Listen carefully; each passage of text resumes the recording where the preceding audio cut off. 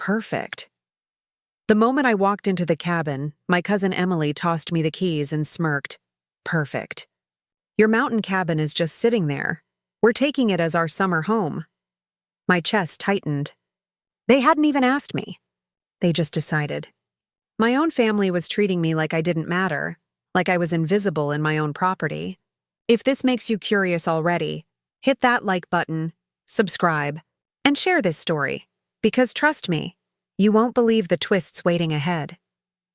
Emily's husband dragged in boxes. Her kids ran around like they owned the place, and no one even looked at me. Mariah, Emily said loudly, you should be grateful. At least your dusty cabin will finally get some use. You weren't doing anything with it anyway. Her words cut deeper than she knew. What she didn't realize was that this cabin wasn't just some wooden structure. It was part of the life I had built in silence. A life they knew nothing about. I stood frozen. Every insult from the past replaying in my head, how they called me broke, lazy, and useless. They thought I had nothing, but as I watched them unloading like parasites, a smile tugged at my lips. If only they knew what I had planned.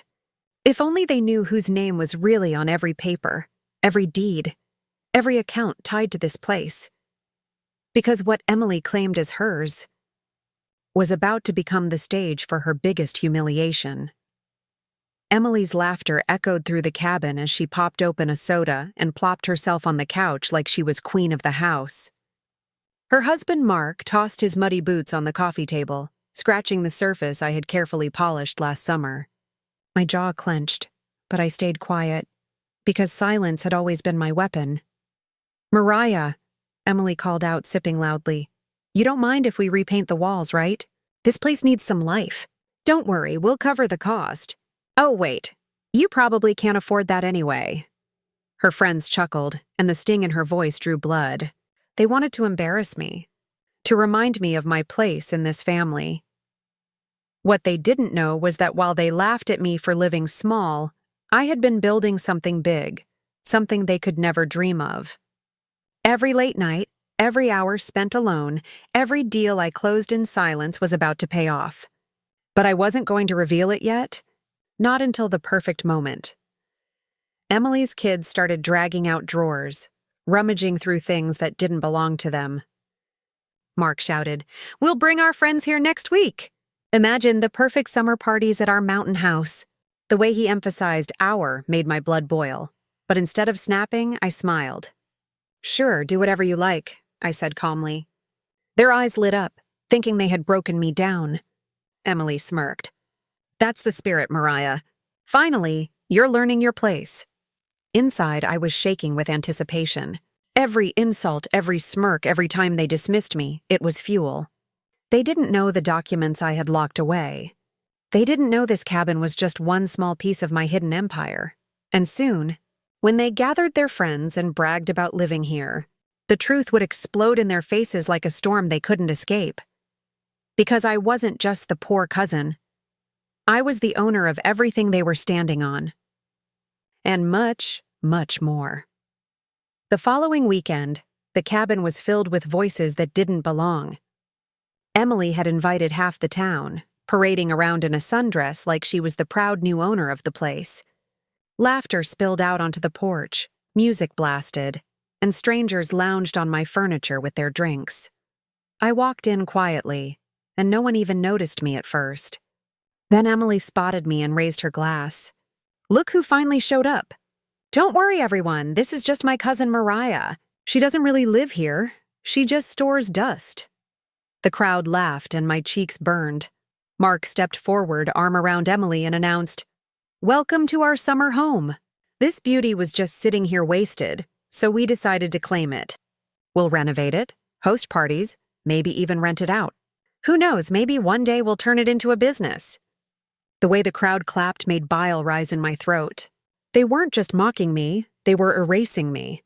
My fists tightened as Emily's friend whispered loudly, I thought Mariah was broke. Guess she really didn't have the guts to keep up with such a property. For a moment, I almost let their words crush me. But then I looked around. The fireplace I had built with my own hands, the deck I had invested in, the land that stretched for acres, all under my name. They were celebrating on ground they had no right to touch. And in that moment, something inside me snapped. I stepped forward, cutting through their laughter. "You know what's funny?" I said, my voice calm but sharp. The room quieted. "You've all been celebrating like this cabin belongs to you. But I have to ask, did Emily forget to mention whose name is actually on the deed?" Emily's face stiffened, her smile faltering for the first time. "Mariah, don't embarrass yourself," she hissed under her breath. But I didn't stop. "You see, while you were busy mocking me for years, calling me broke, useless, invisible, I was working in silence.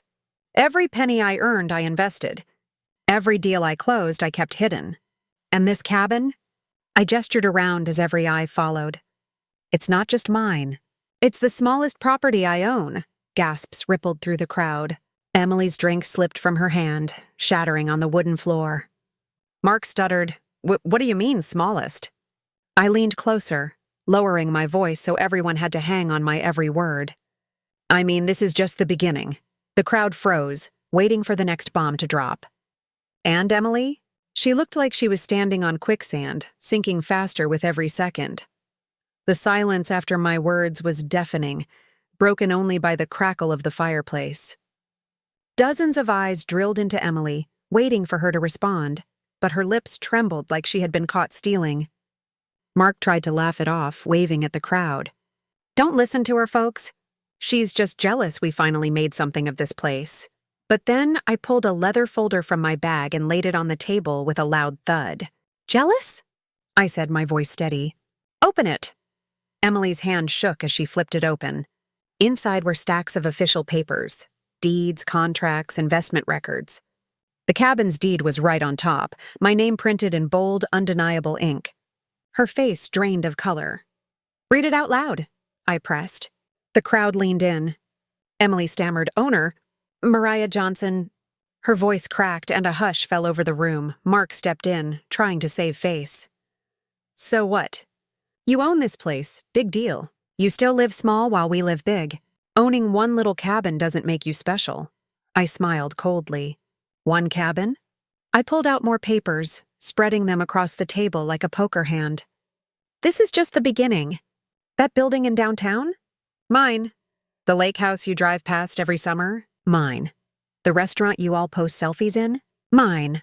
While you mocked me, I built an empire you couldn't even imagine." Gasps filled the room.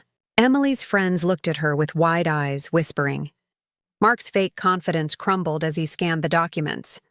His face went pale. I turned to the crowd. "You laughed at me for years. You called me broke, invisible, worthless. And yet every time you mocked me, I was stacking another brick in the empire I never told you about." My voice rose with every word, raw and sharp. "And now? Now you stand here drinking from my glasses, sitting on my furniture, celebrating in my home, like parasites who didn't even bother to ask." The crowd shifted uncomfortably. Some set their drinks down. A few even muttered apologies under their breath. But Emily couldn't stop herself. Her pride was bleeding out and she screamed, "You think money makes you better than us?" I locked eyes with her. "No, but it proves I was never what you painted me to be. It proves I was always 10 steps ahead." Emily's face twisted. Her friends backed away from her, and for the first time in my life, I saw fear in her eyes. She wasn't laughing anymore. She was drowning, and the best part? The final card I hadn't revealed yet would leave her completely destroyed. Emily stood frozen, her face burning red as the whispers spread through the room. Her friends looked at her with disgust, some shaking their heads as if they couldn't believe she had lied about owning the cabin. Mark paced nervously, sweat dripping down his forehead. The party energy was gone. Every laugh, every smirk had vanished. Now, all eyes were on me. I let the silence hang for a moment before pulling out one last document, folded neatly in an envelope. "You want to know the real reason I stayed silent all these years?" I asked, my voice calm, almost gentle. "It wasn't just about building my empire. It was about choosing the right moment to show you who I truly am." I unfolded the paper and placed it in front of Emily. She hesitated, then snatched it up and scanned the words. Her jaw dropped. No, this can't be real. Mark ripped it from her hands and read it out loud, his voice shaking. Effective immediately, I, Mariah Johnson, have purchased the mortgage on Emily and Mark's home, making me the sole legal owner of the property. Gasps filled the room. Emily staggered backward as if the floor had been ripped from under her. You bought our house? She shrieked. Yes, I said simply.